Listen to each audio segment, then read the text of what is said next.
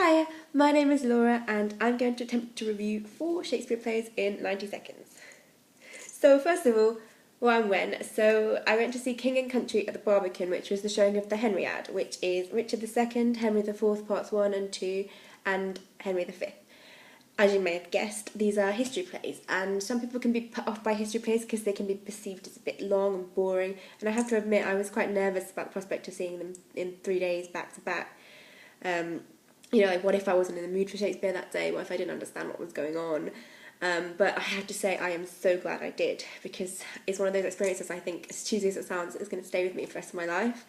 I can now safely say that Shakespeare's histories are my favourite types of plays because they've got so much drama, they are surprisingly comedic, and there's the occasional love interest.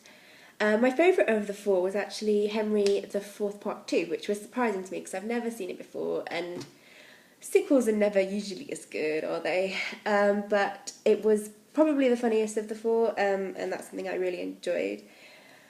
One of my favourite parts is actually the opening scene, which has a character called Rumour, which is a character traditionally covered in tongs. In this case, he was wearing a Rolling Stones t-shirt, and the hashtag Open Your Ears, which is the first line he speaks, appeared on the stage. And it was so clever, the linking of Twitter to this speech that he says, because so some of the things he says. So, upon my tongue continual slanders ride, the which in every language I pronounce, stuffing the ears of them with false reports. And I mean, Shakespeare could literally have been writing about Twitter, and that's one thing that constantly, every time I go and see Shakespeare, it amazes me how modern and relevant he still is, and that's one of my favourite things about him.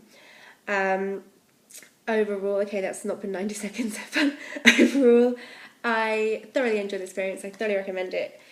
Just by virtue of being under 25, you could get £5 tickets, which I thought was incredible, and what's not to like. Thanks for listening, bye.